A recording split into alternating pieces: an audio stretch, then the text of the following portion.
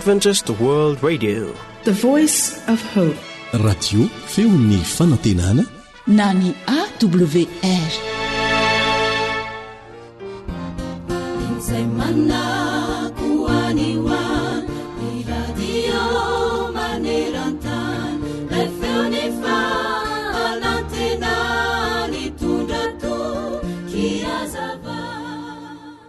Mpinamana tsy mifankafohy tokoa ireto roalapiray tanàna, ary azo lazaina fa ny fampizarany manta sy ny masaka mihitsy aza.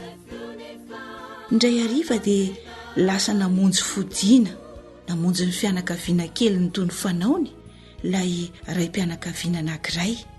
Fa ilay namany kosa mbola nandeha teny an-dalambe teny, na dia efa maizina aza ny andro.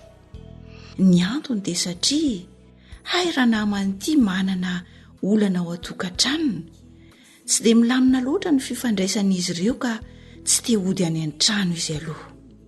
Ary tsy vitan'izany fa hay velom-pialonana n'ity sakaizana izy noho ity namany izay manana tokantrano milamina aoka izany, mifankatia amin'ny vady aman-janany, ka dia tsy dia faly loatra izy noho izany.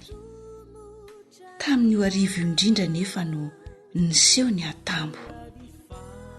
Efa resy toro tanteraka ilay namany sy ny ankohonany no indro fa nirehitra ny tafo-bozaka izay nitoeran'ity fianakaviana kely ity. Izy ireo anefa dia tao anatin'ny toromaso mamy, tsy nahare izay zavatra niseho. Fa ilay sakaizana izay mbola nandeha teny amin'ny arabe no nahatsikaritra fa mirehitra midedadeda ny tafo-bozaka ity tranony namany.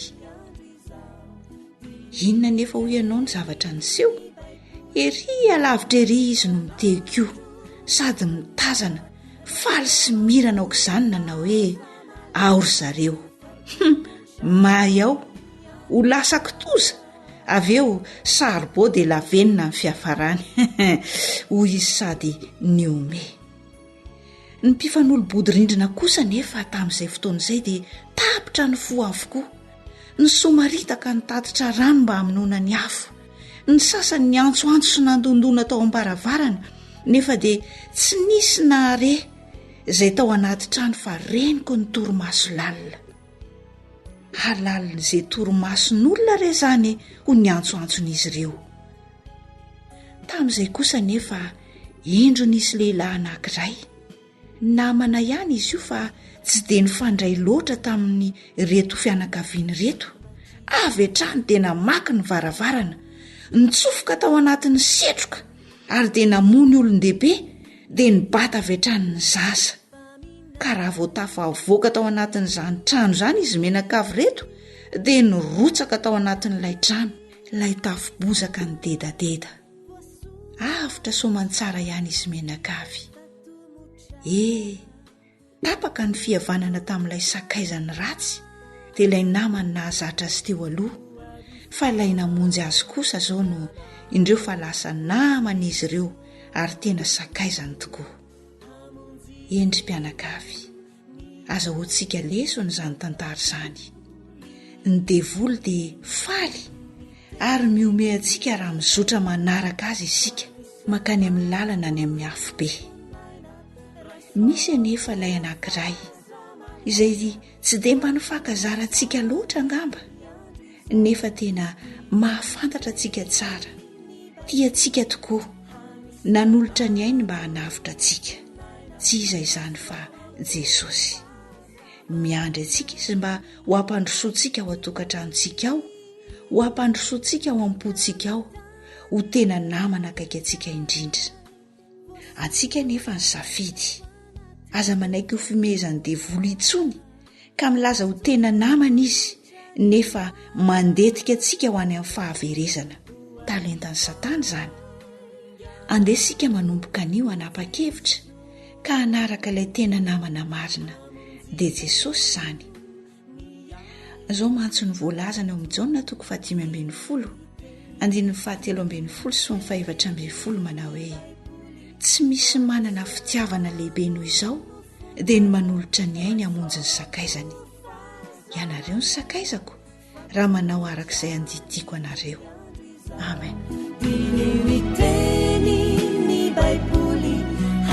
isanandro mofonaina raisoavampo fazamalaina fatomotrany andro iza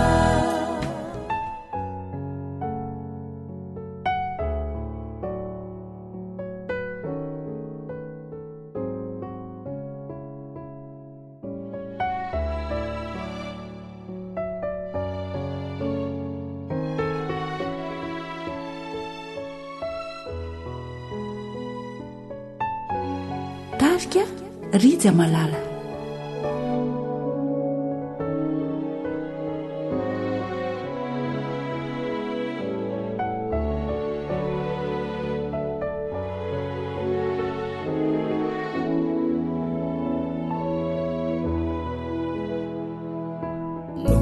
novonona Jesu novonona toko mba nisy eloke nefa nomboina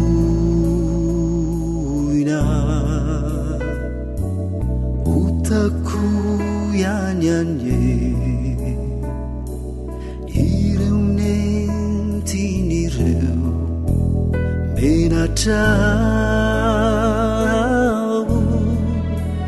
nalambaraka Jesosy nonyamiko nitondrany mafindrindre noreutako noesoina nororana nefa Jesu izao mihitsy nomeloke tokony ho faty teo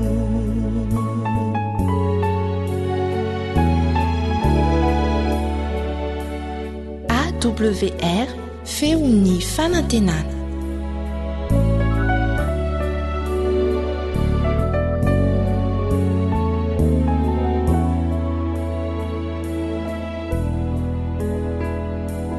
nafoinao ny ainao enino ny eloko zany nona tonga ay hanolotena ho anao reko fa ho avindray ianao andray anay mba ho aniaminao nalambaraka Jesosy nonyamiko nitondrany mafindrindre noreutako noesoina nororana nefa Jesu izao mihitsy nomeloke tokony ho faty teo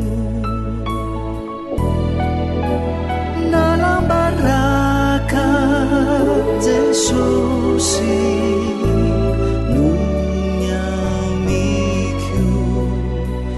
nitondrany mafindrindre noreutako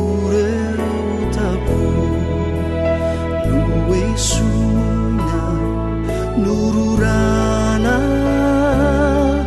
nefa Jesu izao mihitsy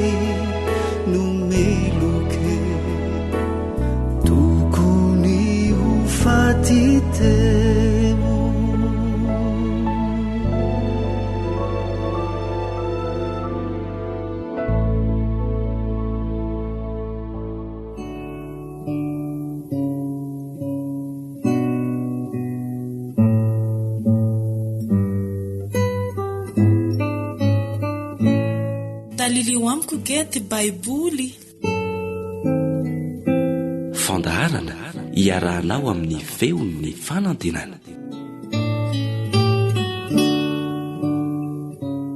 Tantara faharoa toko fahaenina.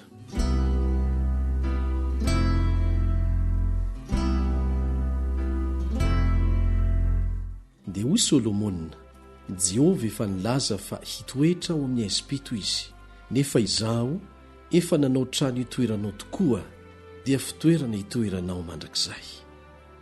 Ary ny mpanjaka nitodika ka nitsodrano ny fiangonana dia ny Israely rehetra. Nitsangana avokoa ny fiangonana dia ny Israely rehetra ka nanao hoe, isaorana anie Jehova Andriamanitry ny Israely, fa ny vavany efa niteny tamin'i Davida raiko, ary ny tanany no nahatanteraka izany taminy, dia ilay hoe, hatramin'ny andro nitondrako ny oloko nivoaka avy tany Egipta, dia tsy mbola nisy tanàna nofidiko tamin'ny firenen'ny Israely rehetra hanaovana trano mba hitoerany anarako. Ary tsy nisy olona nofidiko ho mpanapaka ny Israely oloko, fa nifidy an'i Jerosalema aho hitoerany anarako, ary nifidy an'i Davida aho hanapaka ny Israely oloko. Ary efa mbita ao am-pony Davida raiko ny hanao trano ho an'ny anaran'i Jehova Andriamanitry ny Israely, nefa hoy Jehova tamin'ny Davida raiko, satria tao am-poninao ny fikasana hanao trano ho an'ny anarako, dia tsara izany fikasanao izany, kanefa tsy ianao no hanao ny trano, fa ny zanakao izay aterakao, izy no hanao ny trano ho an'ny anarako. Ary Jehova efa natanteraka ny teniny izay nolazainy, koa nitsangana handimby an'i Davida raiko aho, ary nipetraka amin'ny seza fiandrianan'i Israely tahaka ny efa nolazain'i Jehova, sady efa nanao ny trano ho an'ny anaran'i Jehova Andriamanitry ny Israely aho. Ary napetrako tao ny fiara izay hitoerany fanekeny Jehova, ilay nataony tamin'ny zanak'Israely. Ary Solomona nitsangana teo anoloan'ny altaran'i Jehova, teo anatrehan'ny fiangonana dia ny Israely rehetra, ka namelatra ny tanany, fa efa nanao fitangenana varahana izy, ary napetrany teo fovoan'ny kianja io. 5 akio ny lavany, ary 5 akio ny sakany, ary 3 akio ny ahavony. Dia nitsangana teo amin'io izy, ka nandohalika teo anatrehan'ny fiangonana dia ny Israely rehetra, ary namelatra ny tanany na nandrefy ny lanitra, ka nanao hoe, ry Jehova Andriamanitry ny Israely eo, tsy misy Andriamanitra tahaka anao, na ny an-danitra na ety an-tany, izay mitandrina ny fanekenao sy ny fanondraponao ho an'ny mpanomponao, izay mandeha eo anatrehanao amin'ny fony rehetra, sady efa natanteraka tamin'ny Davida raiko mpanomponao, ilay nolazainao taminy, fa nolazainy vavanao izany, dia notanterahany tananao tahaka ny amin'izao anio izao. Koa tanterao amin'ny Davida raiko mpanomponao Jehova Andriamanitry ny Israely eo, ilay nolazainao taminy hoe, tsy ho diso zanakalahy eo anatrehako ianao, hipetraka amin'ny seza fiandrianan'i Israely, raha ny zanakao mitandrina ny alehany, ka mankatony lalako tahaka ny nandehananao teo anatrehako. Koa ankehitriny, ry Jehova Andriamanitry ny Israely eo, mifona aminao aho. Aoka ho toa ny eny-teninao izay nolazainao tamin'ny Davida mpanomponao. Andriamanitra va dia honina amin'ny olona ety an-tany tokoa? Eny lanitra, ary ny lanitry ny lanitra aza tsy omby anao, koa maika fa ity trano nataoko ity, koa atreo ny fivavaka sy ny fifona ny mpanomponao. Jehova Andriamanitro, mba hoenonao ny fitarainana sy ny fivavaka izay ataony ny mpanomponao eto anatrehanao, mba hiratany masonao andro amanarina amin'ity trano ity, dia amin'ny fitoerana nolazainao hoe, ao no asiako ny anarako.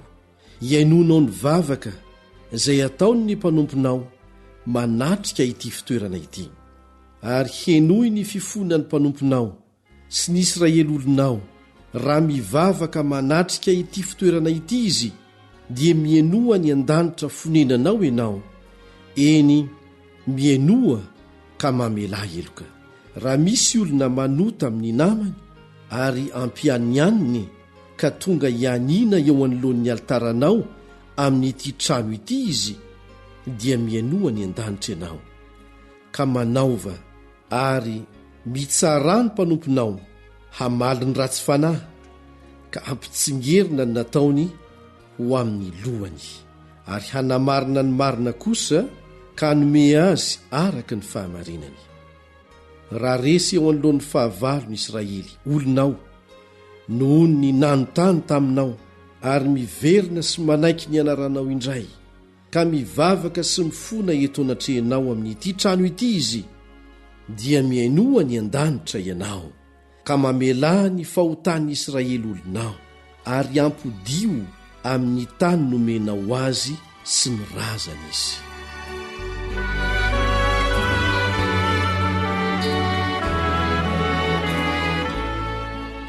Raha miantona ny andro ka tsy misy ranonorana noho ny nanontany'ny olona taminao ary mivavaka manatrika ity fitoerana ity izy, ka manaiky ny anaranao sady mialina amin'ny fahotany satria ampahorianao, dia miainoa ny an-danitra ianao ka mamela ny fahotan'ny mpanomponao, dia ny Israely olonao, satria atoronao azy ny lalana tsara izay tokony alehany, ary mandatsara ranonorana amin'ny taninao izay nomenao ho lovan'ny olonao. Raha misy mosary amin'ny tany na arety mandringana na maina ny rivotra ny vary na maty fotsy na misy valala sy sopanga na misy fahavalo manao fahirano azy ao amin'ny taniny, dia ao amin'ny tanànany na inona fahoriana na inona retina izay vavaka rehetra sy fifonana rehetra ataon'olona na ny Israely olonao rehetra izay samy mahalala ny fahoriany sy ny alahelo ny avy, ka mamelatra ny tanany manatrika ity trano ity izy, dia miainoa ny an-danitra fonenanao ianao ka mamela eloka ka omeo ny olona araka ny alehany rehetra, fa fantatrao ny fony fa ianao dia ianao rery ihany no mahalala ny fony ny zanak'olombelona, mba hatahorany ianao sy andehanany amin'ny lalanao amin'izay andro rehetra iainany ety amin'ny tany nomenao ny razanay. Ary henoy koa ny vahiny izay tsy isany Israely olonao, fa tonga avy any amin'ny tany lavitra noho ny amin'ny anaranao lehibe sy ny tananao mahery ary ny sandrinao ahinjitra, koa raha avy izy ka mivavaka manatrika ity trano ity, dia miainoa ny an-danitra fonenanao ianao ka manaova araka izay rehetra iantsony ny vahiny anao, mba ho fantatry ny firenena rehetra ambonin'ny tany ny anaranao, atahorany ianao tahaka ny ataon'ny Israely olonao ihany, ary mba ho fantany fa ny anaranao no efa nantsoina tamin'ity trano nataoko ity. Raha mivoaka iady amin'ny fahavalony ny olonao, na ho aiza no anirahanao azy, ka mivavaka aminao manandrify ity tanàna izay nifidinao ity sy ny trano izay nataoko amin'ny anaranao izy, dia henoy any an-danitra ny fivavany sy ny fifonany ka omeo rariny izy. Raha manota aminao izy, fa tsy misy olombelona tsy manota, ka tezitra aminy ianao ary manolotra azy eo anoloan'ny fahavalony, ka dia entiny ny mpamabobabo any amin'ny tany na ho lavitra na ho akaiky izy, ary matsiaro any amin'ny tany nitondrana azy ho babo izy, ka mibebaka sy mifona aminao any amin'ny tany izay nitondrana azy ho babo, ary manao hoe efa nanota izahay sady efa nanao meloka sy efa nanao ratsy, ka dia miverina aminao amin'ny fony rehetra sy ny fanahany rehetra izy ao amin'ny tany nitondrana azy ho babo, ary mivavaka manandrify ny taniny izay nomenao ny razany sy ny tanàna izay nifidinao ary ny trano izay nataoko ho an'ny anaranao, dia henoy any an-danitra fonenanao ny fivavany sy ny fifonany, ka omeo rariny izy ary mamela ny olonao izay efa nanota taminao. Ankehitriny ry Andriamanitro, mifona aminao aho aoka hiratra ny masonao ary aoka ny sofinao iaino ny vavaka atao amin'ity fitoerana ity. Koa ankehitriny mitsangana ry Jehovah Andriamanitro ho amin'ny fitsaranao, dia nao sy ny fiara-nyherinao aoka ny mpisoronao hitafy famonjena Jehovah Andriamanitro, ary aoka ny olonao masina hifaly amin'ny soa. Ry Jehovah Andriamanitro, aza lavinao ny vahosotrao, tsarovo ny famindrapo nampanantenaina ny Davida mpanomponao.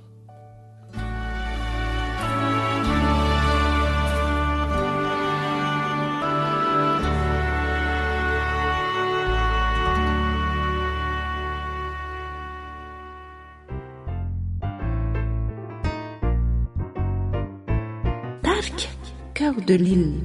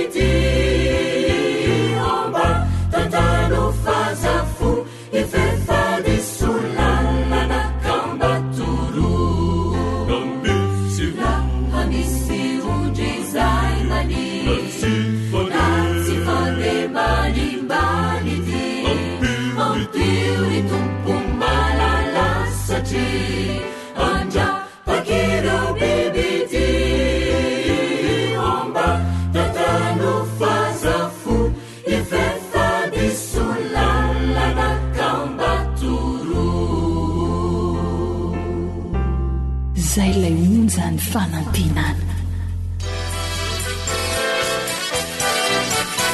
AWR manolotra ho anao feon'ny fanantenana. Mba fantatrao ve ny zavatra katsahan'ny olona rehetra eto amin'ity tany ity, na iza na iza? Azonao an-tsaina ve ny fiadanana? Samy mitady fiadanana avokoa ny olona rehetra. Samy manana ny fomba hikarohany an'izany koa. Manome vahaolana ny amin'izany ve ny Baiboly? Manasanao zay mba hiaraka aminay ao anatin'ny minitra vitsy-monja ahitantsika ny valiny. Fa milohan'izay dia ndeha hiaraka hivavaka isika.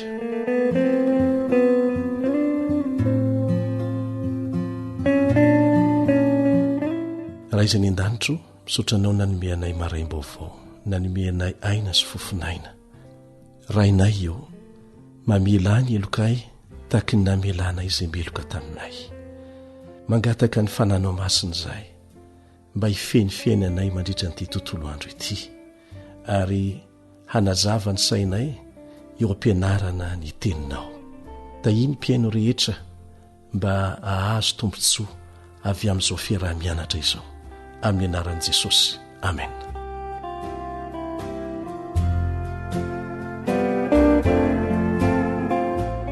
Misy lehilahy antitra kristianina anankiray izay niaina tao anatin'ny fiainana bodista teo aloha.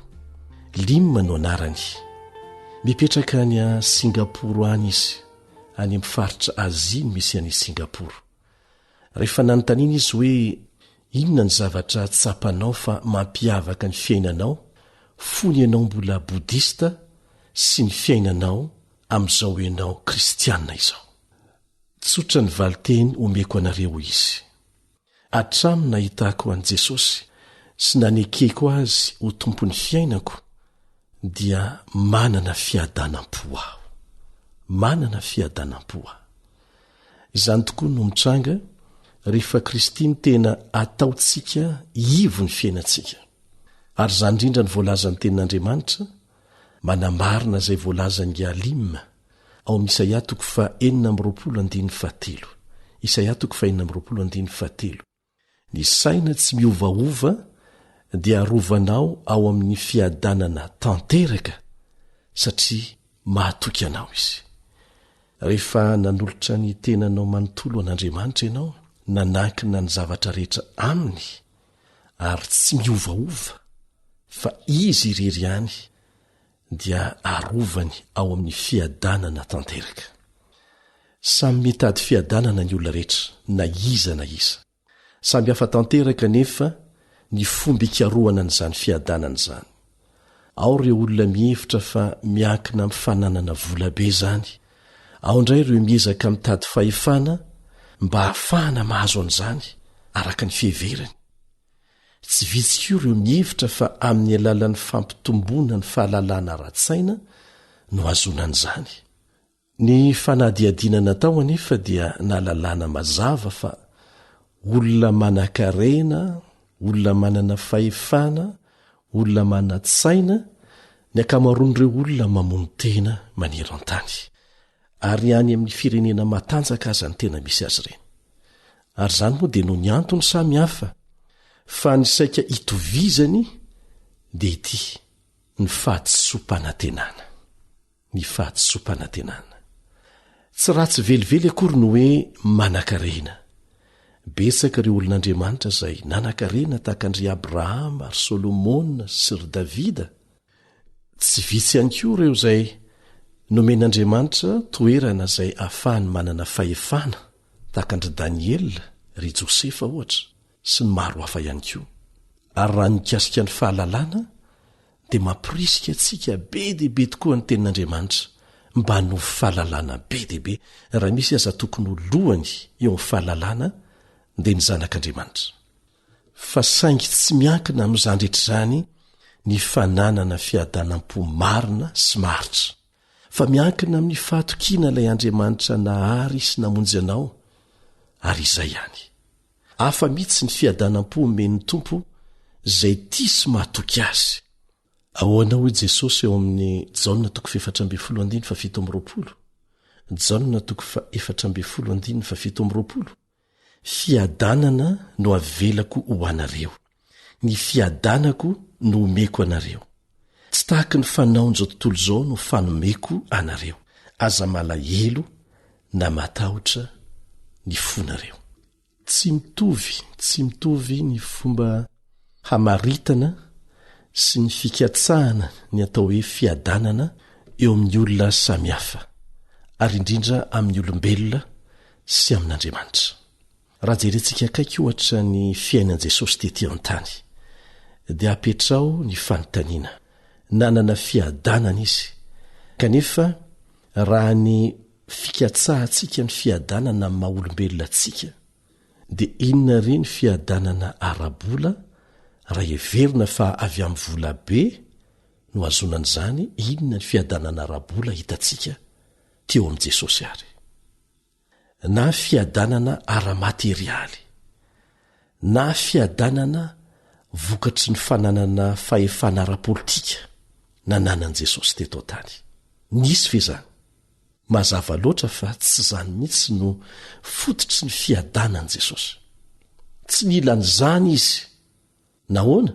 Satria izao rehetra izao nge ny fananany. Any Jehovah ny tany sy rehetra eo aminy, ary tsy hahitombanana ara-bola zany. Isika ny voafetra ny vola. Tsy hahitombanana milafi ny fananana ara-materialy zany. Isika ny voafetra n'izany. ary etsy an-dany zany dia hoy izy hoe efa nomena ny fahefana rehetra eto tany sy any an-danitra, tsy mila mikatsaka fahefana eto tany izy, tsy mila manao politika izy mba hahafahana mahazo fahefana eto tany. Ny atondiany teto tsy zany velively fa ny amonjy atsika amin'ny fahotana. Ahoana hoy izy ao Matthieu 7:17 Matthieu 7:17 efa nomena ny fahefana rehetra ety an-tany sy any an-danitra. Tsy mila manao politika izy mba hahazoana toerana ambony na fahefana. Ka karazam-piadanana inona ary navelany, ary lazainy fa tsy mba tahaka ny fanomeny zao tontolo zao ny fomba nomezany azy. Raha lazaina amin'ny teny hafa dia izao, tsy mitovy amin'ny fomba fitadiavana zao tontolo zao ny atao hoe fiadanana no ahitantsika ny atao hoe fiadanana marina. Isika dia samy mahatsapa, samy mahafantatra, samy mahita fa tsy misy fiadanam-po ao anatin'ny fo feno lolo-po sy fankalana ny hafa. Tsy misy fiadanam-po ao anatin'ny fifaminganana mba hahazoana toerana ambony. Tsy misy fiadanam-po ao anatin'ny olona miaina miady lahy sy ny fifaninanana mba hahazo tompontsoa manokany. Tsy misy fiadanam-po ao anatin'ny olona nanao ratsy ny namany. Tsy misy fiadanam-po ao anatin'ny olona namon'olona. Tsy misy fiadanam-po ao anatin'ny olona tsy mahay mamela heloka ny hafa. Tsy misy fiadanam-po ao anatin'ny olona mahatsapa fa tsy voavelan'Andriamanitra heloka ihany koa. Ny olona nandray an'i Kristy ho tompo sy mpamonjy azy anefa dia afaka tamin'izany rehetra izany. Ary izay tsy ambaratelo ny fiadanam-pony. Raha sendra manao fahadisoana azy izy dia tsy sarotra aminy mamela heloka sy mangataka famelan-keloka amin'izay nanaova ny fahadisoana sy amin'i Kristy tompony, izay tsy vitany hoe mamela ny helony fa manadio azy ho afaka amin'ilay heloka izay nahadiso azy. Ny tompony manome azy fo, mahay mibebaka sy mankahala ny fahotana. Tsy misy olombelona afaka manao an'izany. Tsy hain'ny olombelona izany, kanefa izany ny tena tadiavintsika. Izany ny tsy ambaratelo ny tena fiadanam-po. Mahay mibebaka ary afaka mankahala ny fahotana. Izany ny tsy ambaratelo ny fiadanam-po omeny Kristy izay tena tia azy sy manaiky azy ho mpamonjy ny tenany manokana. Tsy hain'ny siansa omena izany, tsy hain'izao tontolo izao omena izany, satria tsy hanana ny raha teo. Ry havana, ny fiainana araka ny fomba fiaina kristianina, raha tena manaraka an'izay nataon'i Kristy eo ambany fitarian'ny fanahy masina, dia mitondra fiadanana lalina sy maharitra ao anatinao ao. Mahatonga anao hanana fahatsapana fiarovana sy fahasambarana tanteraka izany. Izany no tena ilayntsika amin'izao andro feno fahoriana, feno fahasairanana izao. Fiadanam-po marina avy amin'i Kristy, satria izy irery ihany no afaka manome an'izany ianao. Izay mahafantatra izany no nahita ny hany lalana mitondra ho any amin'ny tompontsoa hananana fiainana vaovao indray amin'ny alalan'i Jesosy ary amin'ny alalany irery ihany.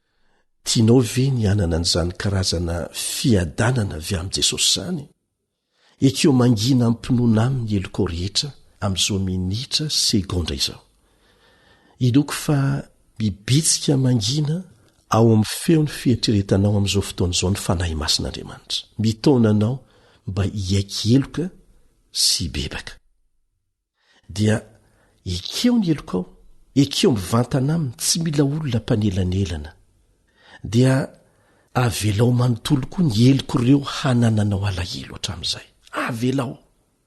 Satria Andriamanitra tsy afaka mamela ny eloko ao raha tsy namela ny eloko ny namanao koa ianao.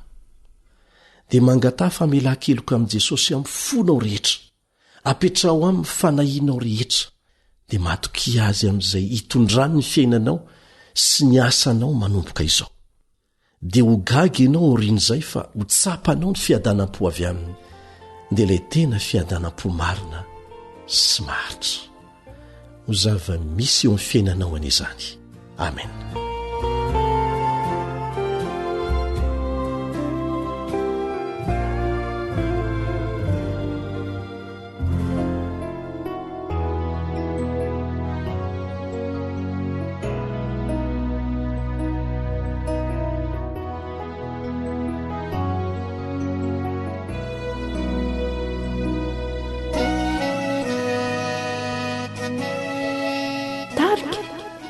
Kristy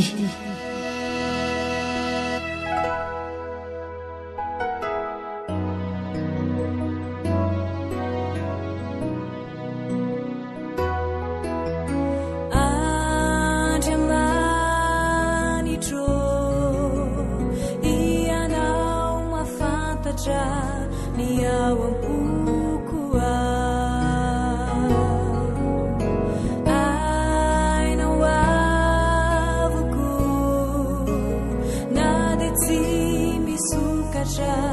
ireto molotro izay faniriko fantatra ireo sento boko hitana na izay miafina indrindra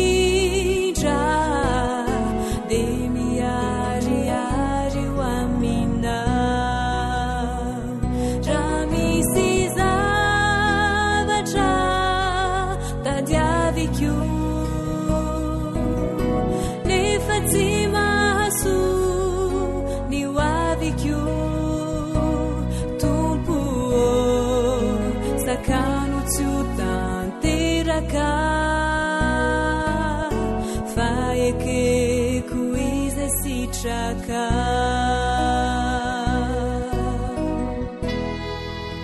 Ankoatra ny fiainoana amin'ny alalan'ny podcast dia azonao atao ny miaino ny fandaharany radio AWR Sampananteny Malagasy isanandro amin'ny alalan'ny YouTube AWR NLG. Andriamanitro faniriko lalina ny andova-tany va ny ampitsoko sy ny androm-piainako ankiniko amina fa ianao no mahafantatra izay evitra everana misafidy ray sikorehetra de apetrako eo an-tanana raha misy zavatra tadiaviko nefa tsy mahasoa ny hoaviko tompo sakano tsy ho tanteraka fa ekeko izay sitraka.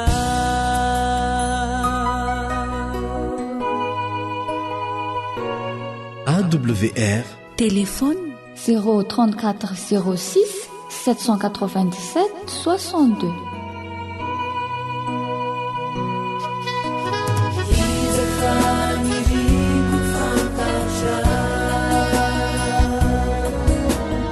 ireo sento boko zay lay onjany fanantenana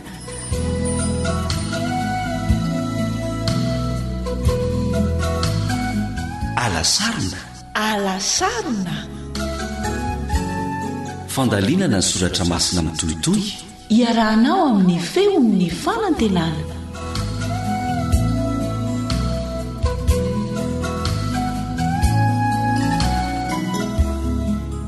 ry ava-malala ampifalianany ray no iarabananao izay manaraka ity fandarina ity afahantsika miaraka mandalina ny famarinan'ny tenin'Andriamanitra. Ny lohateny an'io dia ireo fitahiana sy teny fikasana ao amin'ny baiboly. mialohan'ny andiny antsika ny roa hevitra dia andao sika hiaraka hivavaka.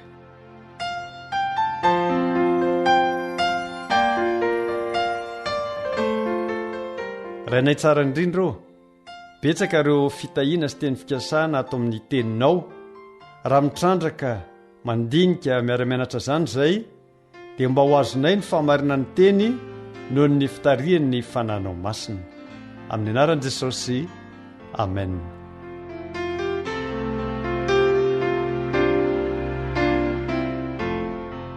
ry havana, mahery ny 3 ny teny fikasana hita ao amin'ny baiboly. samy avy amin'ny fon'ilay Andriamanitra be fitiavana ny tsaray amin'ireny. io Andriamanitra io dia mahay manao mihoatra noho ny zavatra rehetra, eny mihoatra lavitra noho izay rehetra angatantsika na heverintsika aza. ao amin'ny bokyny Efesianina 3:20. Andriamanitra dia efa nanolo-tena anatanteraka ny tsaray amin'ireo teny ireo ao amin'ny fiainantsika, ary mandrisika antsika izy mba hitaky azy ireny, dia manantitrantitra fa mikarakara izay ilayntsika ranofo sy ara-panandriamanitra amin'ny andro izay eonantsika aminy mifanatrika, dia anambara isika manao hoe tsy misy latsaka na dia teny ray aza amin'izay teny soa rehetra nampilazany. Zany ditantsika ao amin'ny bokin'ny Mpanjaka 1:8-9.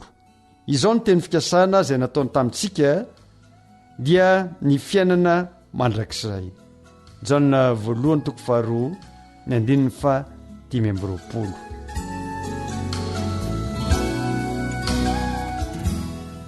Anio arsika dia no hitrandraka sy akafi ireo teny fikasana hafa akoatr'izay efa niresantsika tamin'ny lasa. Hoy ny ten'Andriamanitra manao hoe aza matahotra ireo fahavalontsika ao amin'ny boky Nomery 4:7. fa aza miodina amin'i Jehovah ianareo, ary aza matahotra ny tompo-tany, fa hanina ao antsika ireo, ny fiarovany efa niala taminy, ary Jehovah momba antsika koa aza matahotra azy ianareo. Aza matahotra rehefa manao ny asan'Andriamanitra isika. Zao ny voalazan'ny bokyny Tantara 1:20. Ary koa Davida tamin'ny Solomona dia nilaza tamin'izao: mahereza sy matandra ka maefa, aza matahotra na mivadi-po, fa Jehovah Andriamanitra dia Andriamanitro no momba anao. Tsy andalo na afoy anao izy, ambara-pahavitanao ny asa rehetra hanaovana ny tranon'i Jehovah. Aza matahotra amin'ny fandravana. Ao bokin'ny Joba 5:20. Dia izao no olazay ny ten'Andriamanitra: hampiereny tsy ho voan'ny kapokabava ianao, ary tsy atahotra raha avy ny fandringanana. Aza matahotra amin'ireo bibidia amin'ny tany. Joba ihany 5:12. Ny fandringanana sy ny mosary dia omezanao, ary tsy atahoranao ny bibidia.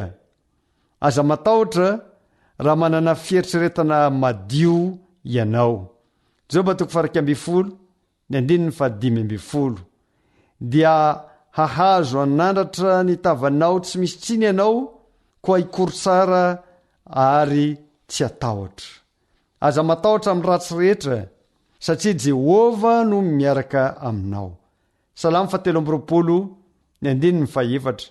Eny, na dia mandeha ny lohasaloko ny fahafatesana aza aho, dia tsy atahotra ny loza aho, fa ianao no amiko. Ny tsorakazonao sy ny tehinao, ireo no mahafatahotra ahy. Aza matahotra na dia misy aza ororo-tany. Salamo 1:7. Koa izany ny tsy atahorantsika, na dia ho levina aza ny tany, na mifindra ao amin'ny ranomasina aza ny tendrombohitra. Aza matahotra amin'ny andro fahoriana. Salamo 7:7. nahoana no atahotra amin'ny andro fahoriana aho noho ny manodidina ny aratsy ny mpaminga anahy aza matahotra raha misy olona tonga manan-karena. Salamo 7:7 raha misy olona tonga manan-karena dia izao no lazainy hoe aza matahotra ianao raha misy olona tonga manan-karena ka mitombo ny voninahiny sy ny voninahitry ny tranony. Aza matahotra amin'ny ororo noho ny alina. Salamo 1:5 tsy atahotra ny ororo noho ny alina ianao na ny zana-tsipika manidina noho ny andro. Aza matahotra amin'ireo vaovao ratsy. Salamo 12:7 tsy mba manahy ahy ary eloza izy tafatoetra matoky an'i Jehova ny fony. Aza matahotra amin'izay azon'ny olona tao aminao. Salamo 12:9 Jehova no miandany amiko ka tsy atahotra aho, ina no azon'ny olona tao amiko? Aza matahotra amin'ny ratsy. Isaia 40:12 fa izay miaino ahy kosa hitoetra tsy mananahy ahy, eny handry fa izay izy ka tsy atahotra ny ratsy. Aza matahotra amin'izay atahoran'ny ratsy. Isaia 40:12 aza mbalazainareo ho tetika fikomiana zay lazain'ity firenena ity ho tetika fikomiana, ary aza matahotra zay atahorany na mangovotra ianareo. Aza matahotra amin'ny latsa zay ataon'ny olona. Ao amin'ny bokin'i Isaia 40:17 miaino ahy ianareo zay mahalala ny famarinana, dia ianareo ry firenena zay manana ny lalako amponao. Aza matahotra ny latsa ataon'ny zanak'olombelona na manahy noho ny faratsiny. Aza matahotra amin'ny fitoriana ny filazantsara. Jeremia 1:17 fa ianao kosa dia misikina ary miomana ka lazao aminy izao rehetra andidiko anao izao. Aza matahotra ireo fa ndrao dia ataoko raiky tahotra eo anatreny ianareo. Aza matahotra amin'ireo zay afaka mamono anao. Lioka 12:1 ary lazaiko aminareo sakaizako hoe aza matahotra zay mamono ny tena, nefa noho ny afaka izany dia tsy mahay manao mihoatra noho izany. Aza matahotra ny amin'ireo olana mitranga rehefa mitory ny filazantsara ianao. Apokalipsy 2:10 aza matahotra zay efa hiaritanao, indro ny devoly efa nanao ny sasany aminareo an-tranomaizina mba ho vazatoetra ianareo ary anampahoriana afoloana. Aoka ho mahatoky hatramin'ny fahafatesana ianao dia omeko anao ny satro-poninahitra ny fiainana. Aza matahotra aza, matokia an'Andriamanitra. Jehova no ampinganao.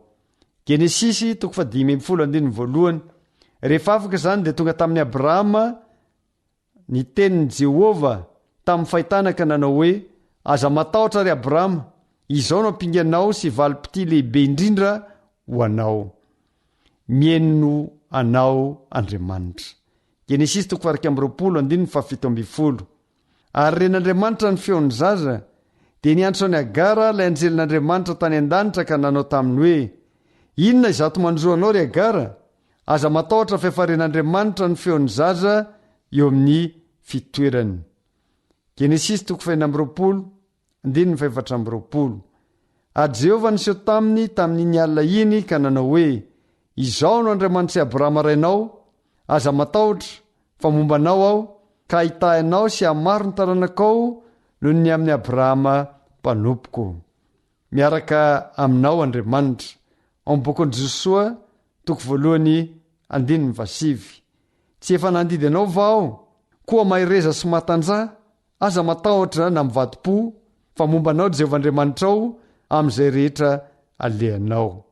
Miady ho anao Andriamanitra. Tantara faharoa 20:15 ka nanao hoe miaino ianareo ry Joda rehetra sy ny mponina ny Jerosalema, ary ianao ry Josafata mpanjaka, izao no lazain'i Jehovah aminareo, aza matahotra na mivadi-po amin'ireo olona betsaka ireo fa tsy ianareo ny ady fa an'Andriamanitra. Miaraka aminao Andriamanitra. Salamo 7:24. Eny, na mandeha mamaky ny lohasaliko ny fahafatesana zao dia tsy atahotra ny loha zao fa ianao no amiko, ny tsorak'azinao sy ny tehinao ireo no mahafatahotra ahy. Andriamanitra ny fahazavanao, famonjenanao, fiarovana mafy ny ianao. Jehova no fahazavako sy famonjenay, iza no atahorako? Jehova no fiarovana mafy ho an'ny aiko, iza no angovitako? Andriamanitra no herinao fiderana sy famonjenanao. Isaia 40:2. Indro Andriamanitra no famonjenay, dia atoky aho fa tsy mba tahotra, fa Jehova Tompo no heriko sy fiderako, fefa famonjena ahy izy. Ho marina Andriamanitra. Isaia 5:3. Laza amin'izay reraka-po, Andriamanitra ho avy mitondra famaliana, dia famalian'Andriamanitra, eny izy tokoa no ho avy hamonjy anareo. Andriamanitra mitarika anao. Isaia 2:7. Fa izao Jehova Andriamanitra ao no mitantana ny tananao kavanana, dia ilay manao aminao hoe aza matahotra, izao no hamonjy anao. Miaraka aminao ny fanahy masina. Hagai 2:5. Araka ny teny fanekena nataoko taminareo fony nivoaka avy tany Egipta ianareo, ary ny fanahiko dia mbola mitoetra ao aminareo ihany, ko aza matahotra ianareo. Tena sarobidy amin'Andriamanitra tokoa ianao. Matio 10:7. Ko aza matahotra fa mihoatra noho ny tsitsina maro ianareo. Lioka 12:9-7. Tsy eranambatra va no vidin'ny tsitsina 5, nefa tsy misy adonoina eo anatren'Andriamanitra ireny na dia iray akory aza, fa na dia ny volondohanareo aza dia vao isa avokoa. Aza matahotra fa mihoatra noho ny tsitsina maro ianareo. Mpandova ny fanjakan'Andriamanitra isika. Isaia 40:7. Aza matahotra rondry vitsy, fa efa sitraka ny rainareo ny hanome anareo fanjakana. Ao amin'ny Isaia 40:7. Aza matahotra anareo, fa omba anao aho. Aza mierikerika foana, fa izao no Andriamanitra ao, mampahery anao aho sady mamonjy anao. Eny, mitantananao amin'ny tanana kavanan'ny fahamarinako aho. Tiako ny anao antso amintsika amin'izao fotoana izao, izay mihaino ity fandarina ity. Move matoky an'Andriamanitra sy ireo teny fikasany rehetra isika. Raha eny dia izay no tsara indrindra ho anao. Koa raha sitrakao dia andao hivavaka isika.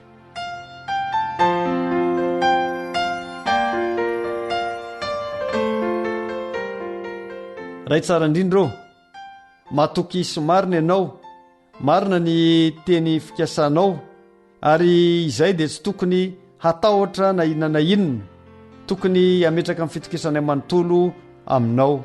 Koa raha zany ny fikasana tsara efa nananay, dia mba tanterao izany fa sitrakay lalina, dia apetraka eo am-pelantananao ny fiainanay manontolo, mbo lavitry ny aretina fa ho fiain'ny fitahiana izay tsara iavinao ny amin'ny anaran'i Jesosy. Amen.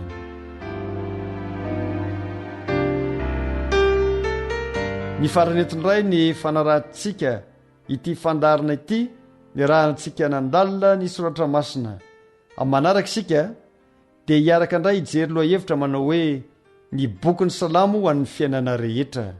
Mametraka ny veloma mandra-peona aminao ny namanao Velomanatsoa Jonarson, Pitory ny filazantsara.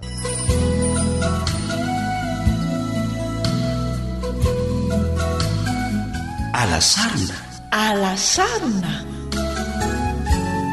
fandalinana ny soratra masina mitohitoy, iarahanao amin'ny feon'ny fanantenana.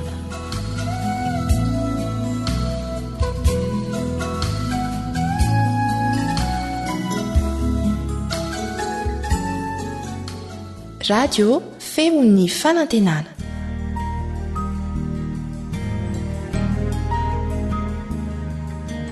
Faniteninao no fahamarinana. ara-dalana manokana fianarana baiboly avoaka ny fiangonana advantista maneran-tany. iarahanao amin'ny radio feon'ny fanantenana.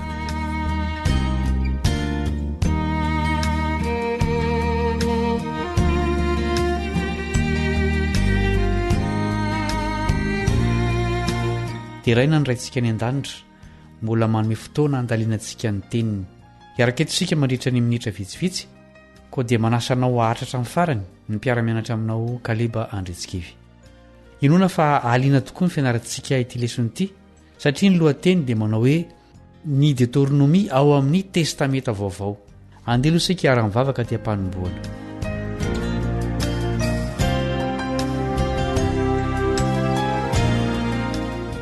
Rainay izay any an-danitro ampandrenesy zava-mahagaga ao amin'ny teninao ny sainay amin'izao fianaranay ny afatra avy aminao izao. Ampio izahay anaiky ovan'ny teninao ka mba hitombo ao amin'ny toe-panahy araka anao. Amin'ny anaran'i Jesosy no angatahanay izany vavaka izany. Amen.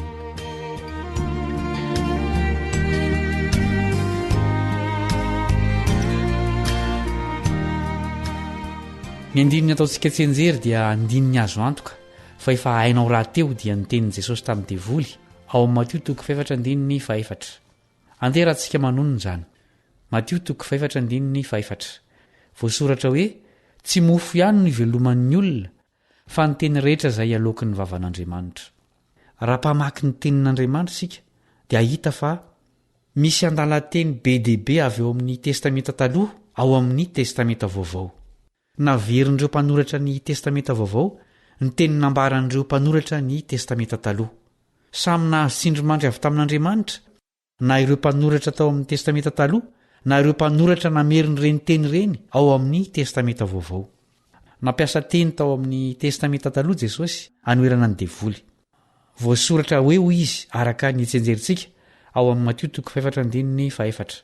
Ny dikan'izany dia hoe voasoratra ao amin'ny testameta taloha. Ary nambarany ihany koa izao teny izao ao amin'ny Marka 4:7 manao hoe mba hatanteraka ny soratra masina. Manondro ny soratra masina ny testameta taloha izany. Rehefa nahita ireo mpianatra roalahy tany an-dalana ho an'ny Emosy Jesosy dia tsy fahagagana ny nataony mba hanehoana amin'izy ireo ny tenany fa nanazava ny soratra masina tamin'izy ireo izy.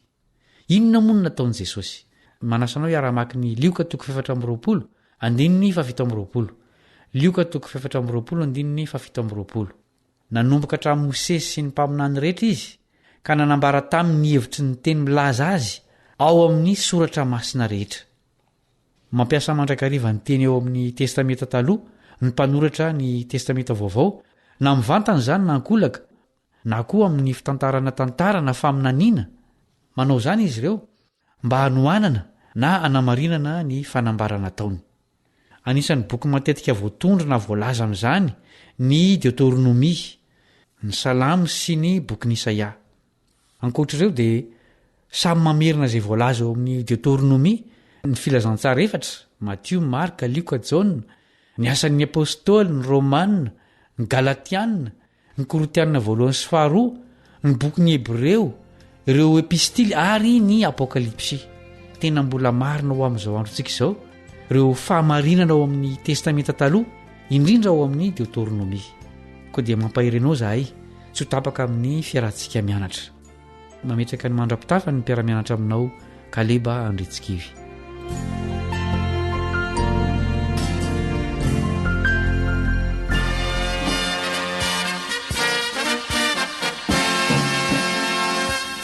Adventist World Radio, The Voice of Hope. Radio feon'ny fanantenana. Ny farana treto ny fanarahanao ny fandaharan'ny radio feo fanantenana na ny AWR amin'ny teny malagasy. Azonao ataony mamerina miaino sy maka maimaimpoana ny fandaharana vokarinay amin'ny teny pirenena mihoatriny 100 amin'ny fotoana rehetra. Raisoaryn'ny adresy ahafahanao manao izany: www.awr.org na www.feofanantenana.org.